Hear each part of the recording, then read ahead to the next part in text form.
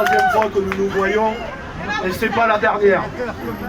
Moi, je salue Manu et l'ensemble de la délégation France Insoumise. Nous étions, quand nous sommes partis à Bruxelles au mois de juillet avec Anne-Sophie Pelletier qui est avec moi au Parlement européen. Et elle nous a donné rendez-vous à Bruxelles dans quelques semaines et avec l'ensemble des syndiqués et les salariés, nous irons au Parlement européen continuer ce combat. Moi, deux choses à vous dire. Encore une nouvelle fois, bravo pour votre mobilisation. Vous pouvez être fiers de vous. Il y a beaucoup d'unités ici. Quand nous sommes réunis devant un siège social où le patronat a beaucoup d'intimité. Ce qui révolte le plus, c'est que à la sortie du confinement, alors que les salariés ont payé cher cette crise sanitaire, il faut le rappeler, les premiers de corvée, celles et ceux qui ont été au travail tous les jours, il y en a certaines et certains qui ont payé au prix de leur vie d'aller au travail. Et ensuite, à la sortie du déconfinement, par visioconférence,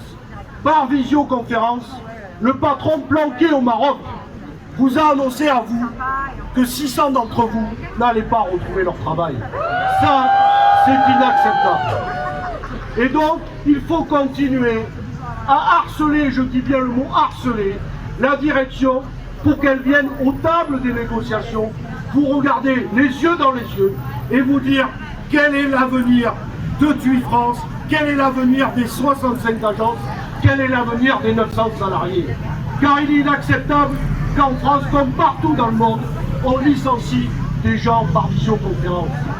Et surtout, la deuxième chose, il va falloir que la direction vienne vous dire comment elle a utilisé les 1,8 milliard d'euros de prêts garantis par l'État par l'Allemagne au mois de mai, puis 1,3 milliard au mois de juin, dont on sait, dont on a appris à Bercy,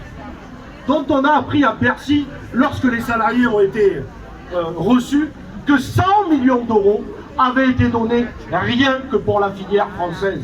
À quoi vont servir les 100 millions d'euros?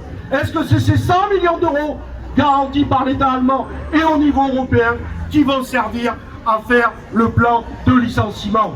Oui, il faut rendre des comptes.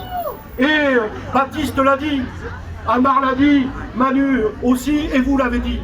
Il y a une responsabilité de ce gouvernement qui vient d'annoncer, après avoir mis 465 milliards d'euros sur la table pendant la crise, vient de remettre 100 milliards d'euros avec 0 euro d'argent public dans les services publics, pour les fonctionnaires, pour nos hôpitaux, mais vient de donner 100 milliards d'euros au patronat en attendant que ça ruisselle.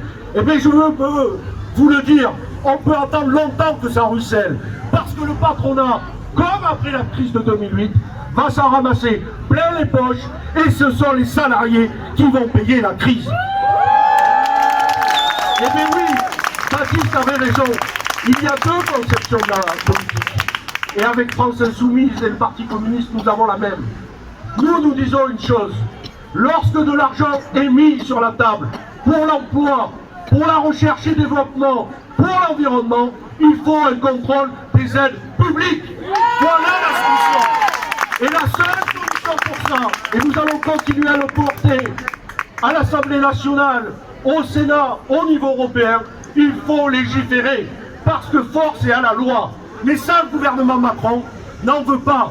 Il ne veut pas d'aide, il ne veut pas de contrôle sur les aides, parce qu'il sait que cet argent va bénéficier aux actionnaires et va payer les plans de licenciement.